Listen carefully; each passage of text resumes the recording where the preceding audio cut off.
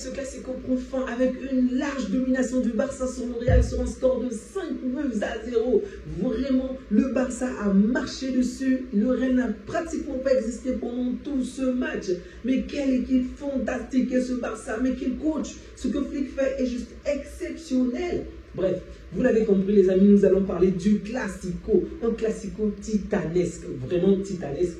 Le Barça va affronter le Real Madrid, en plus au Bernabéu, avec cette nouvelle forme, vous savez, où on est enfermé dans une marmite bouillante, on va devoir lutter contre ces fauves. Salut les amis, j'espère que vous allez bien, ok? J'espère que vous allez bien parce que moi de mon côté, je suis surexcité, j'attendais ce jour depuis tellement longtemps et j'ai hâte que l'on affronte les voisins, j'ai hâte qu'on chicote les voisins, j'ai hâte qu'on les mette à pied, vraiment. Qu'on les mette à genoux, vraiment qu'on les mette à genoux, afin qu'ils contemplent la grandeur de notre équipe. Bref, ce match aura une certaine importance, je dirais plus mentale plutôt que comptable. C'est vrai qu'en gagnant ce match, nous aurons 3 points de plus sur le Real, en gros 6 points de plus, ok. Donc, ce qui va permettre à notre équipe de peut-être un tout petit peu se relâcher, ok, ne pas avoir la pression de cet adversaire qui est constamment derrière nous. Du côté du Real, c'est une victoire plutôt importante parce qu'ils veulent nous rattraper depuis le début de la saison. Ils sont toujours derrière nous, ils courent toujours après nous, donc pour eux c'est peut-être un moyen pour enfin nous rattraper. Bon, je ne dirais pas que ce match est capital, non, ça ne l'est pas parce que la saison est très longue et c'est souvent contre des petites équipes que l'on finit par perdre. Des matchs où on croit que l'on va facilement s'imposer face à l'adversaire et compte tenu de la charge du travail, des matchs en Ligue des Champions, des matchs par-ci par-là et c'est souvent contre des petites équipes que l'on finit par perdre. Donc je dis à tous les fans du Barça, peu importe le résultat, peu importe le score à la fin du match, sachez que c'est un championnat, c'est un marathon, il y aura plusieurs autres matchs pour se rattraper, il y aura plusieurs autres matchs pour pouvoir davantage creuser cet écart entre le Real et nous, d'accord? Donc pour moi, je pense que l'on va facilement s'imposer, ok, je le dis, que l'on va facilement s'imposer face au Real. Le Real est très fort, le Real est très fort dans la transition, le Real est très fort par-ci, par-là, mais ce Real-là ne m'impressionne pas, ok? Je dirais même lors des 2 ou 3 dernières années, c'est vrai que le Real parvient toujours à s'en sortir à la dernière minute, ce qui me donne les maux de tête constamment parce que je ne sais pas toujours comment ce qu'ils font, mais contre nous, je pense qu'il y aura une certaine différence, d'accord? Contre Dortmund, on a vu de quelle manière le Real souffrait énormément. Le Real a pris 2 buts, mais au final, le Real a réussi à gagner. Le Real montre un visage qui n'est pas forcément le meilleur, ok? Donc, il accepte la douleur. Le Real a subi vraiment pendant longtemps et attend que l'adversaire ne puisse être incapable. Donc, des joueurs du type Dembélé ne puissent pas être en mesure de marquer pour pouvoir les faire mal avec 2 ou 3 occasions dangereuses. De notre côté, on recherche plutôt le contrôle. C'est vrai que face au Bayern, ce n'était pas forcément cela, ok, surtout en première période, en début de la première période, mais généralement c'est le contrôle, avoir le dessus sur l'adversaire, faire mal à l'adversaire le plus tôt possible. Et c'est pas pour rien qu'on est en ce moment l'équipe la plus offensive, celle qui marque le plus de buts. Donc, on a un côté, un collectif, pas parfait, ok, un collectif plutôt cohérent avec des individualités intéressantes. De l'autre côté, on a plutôt de bonnes individualités, ok, des individualités qui sont au-dessus du collectif, il faut le dire ainsi, de bonnes individualités qui sont peut-être au-dessus du collectif. Donc, ça sera vraiment non seulement un gros match entre le Barça et le Real, mais également, en fait, des 2 systèmes de jeu qui vont vraiment rentrer en collision. Et j'espère pour nous que nous allons les écraser, les chicoter. Vraiment, contre le Bayern, on a gagné 4-2-1. J'étais content la fois dernière, j'étais tellement content, je n'y croyais pas, mais en y repensant, il y a un tout petit peu de la frustration parce que j'aurais souhaité que l'adversaire ne marque pas, j'aurais souhaité que l'on marque au moins 5 buts, que ça puisse être au minimum la manita, mais ça ne s'est pas fait. Au moins, on a gagné, c'est pas grave. Donc, il faudrait que l'on prenne un tout petit peu de cette frustration, qu'on la déverse sur le Real et que l'on chicote le Real, vraiment que l'on chicote le Real. Le Real va certainement aligner Mbappé, Bellingham et Vinicius en avant.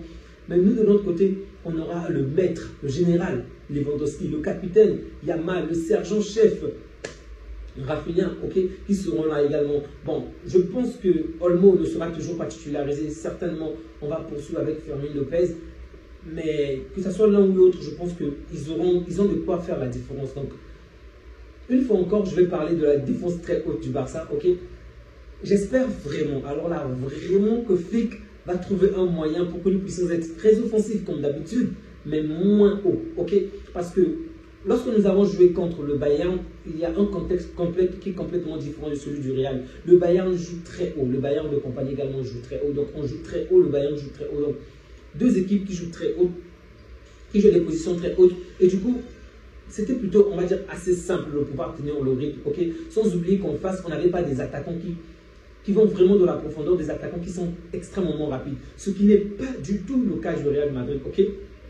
Donc là, de notre côté, on avait une certaine ascendance sur le Bayern parce que nous, on a des attaquants qui sont rapides, qui se projettent rapidement, tandis que de leur côté, ce sont pratiquement des vieux. Il fallait donner la canne à ces personnes-là pour qu'elles puissent avancer. Et malgré cela, vous avez vu de quelle manière, facilement, ils se sont retrouvés au moins à 2 reprises dans le dos de notre face à face avec notre gardien. Ils ont pratiquement marqué. Bon, on marqué 2 fois et une fois, c'était malheureusement pour eux hors jeu. Heureusement pour nous, bien évidemment. Donc, face à Vinicius, face à Mbappé, face à Bellingham, je pense qu'il faut vraiment s'adapter, ok?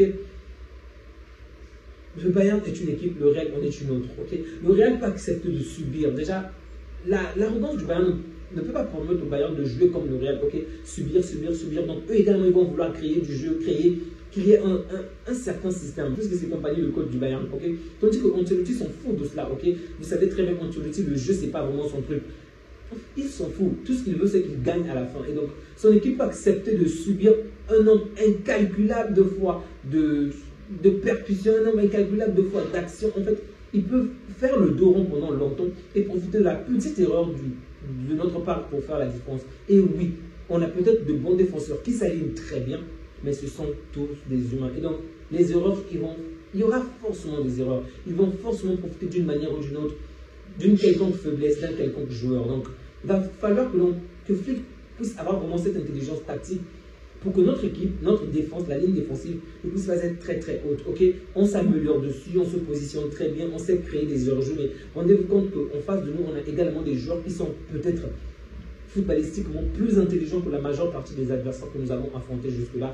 On a en face de nous des adversaires qui ont une expérience plutôt une véritable expérience par rapport aux autres équipes qu'on a affrontées jusque-là. Donc, j'ai confiance en cette équipe, même si la ligne offensive m'inquiète, je dois vous le dire, malgré qu'on gagne. Mais je suis toujours inquiet. Je ne suis pas encore assez rassuré par rapport à cette ligne offensive.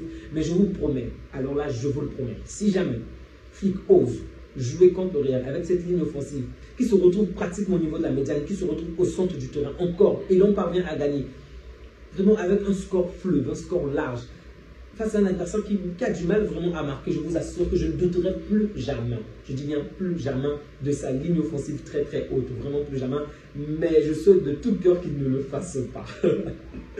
Donc les amis, ça sera vraiment compliqué, ok? De notre côté, je vois, selon moi, les joueurs qui vont certainement marquer sont bien mal, je pense qu'il va certainement vouloir marquer, ou il marquera Olmo ou Fermin, donc vous mettez Olmo ou Fermin selon moi bien évidemment. Fermin parce qu'il a déjà marqué contre le Real et qu'il aime bien marquer. Et Olmo, tout simplement, il a été absent pendant longtemps. Et vous savez, c'est un joueur très offensif. On l'a déjà vu contre le Bayern. Il a failli marquer avec le peu de temps qu'on l'a accordé. Je pense que face à un gros poisson comme le Real, il va vouloir vraiment nous rappeler ce qu'il a déjà fait pour ce club et ce qu'il est prêt à faire. Bon, j'aimerais voir Fati jouer, sincèrement. J'aimerais vraiment voir Fati jouer et même marquer. Mais je pense qu'il est peu probable qu'il soit titularisé. Donc, je dirais un autre but de Rafinha et un but de Lewandowski. Ok, donc là on est peut-être aux alentours de 4, ok. Yamal, Lewandowski, Rafinha, Olmo ou Fermin, 4.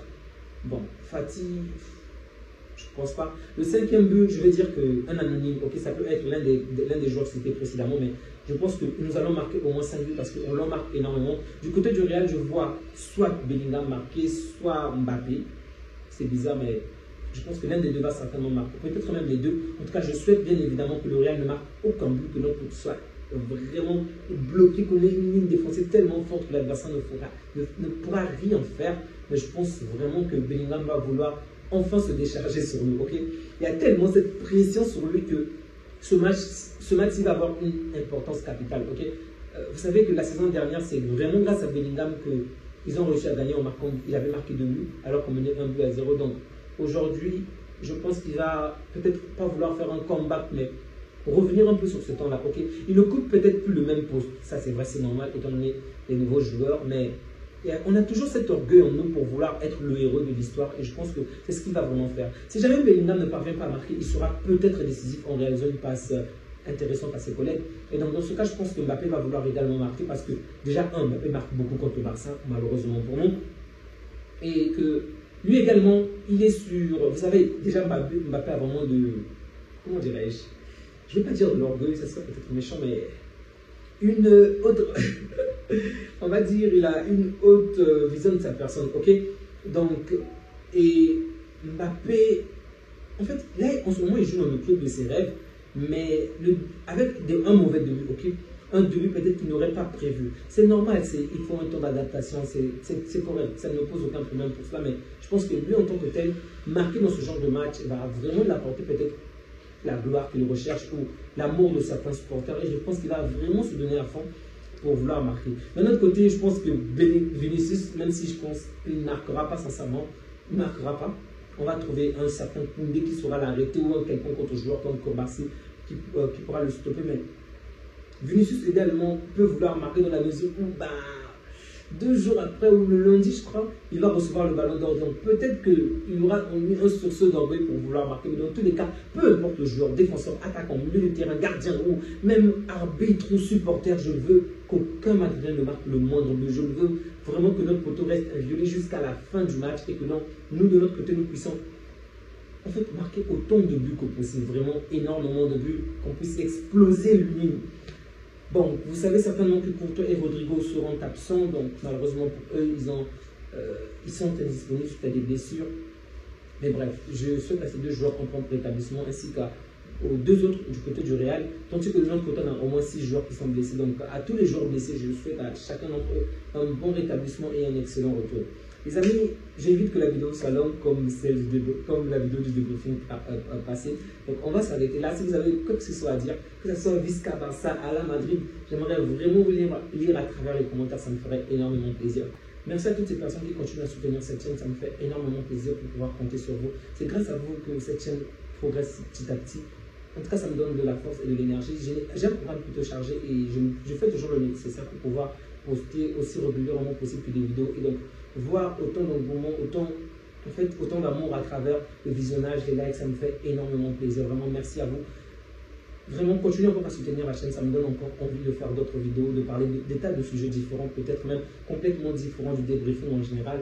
Et ces sujets verront peut-être le jour grâce à vos likes, grâce au soutien que vous apportez à cette chaîne. C'est vraiment gratuit et c'est simple. Donc, pour vous qui n'êtes pas encore abonnés, mais qui continuez à regarder cette chaîne depuis un certain temps, n'hésitez surtout pas à vous abonner. C'est gratuit. Rassurez-vous que toutes vos données sont sécurisées, elles sont cachées. Donc, abonnez-vous, likez, partagez et continuons à parler du foot dans l'amour et dans le calme. Les amis, prenez bien soin de vous ainsi que des vôtres et que Dieu vous garde. On se dit à bientôt.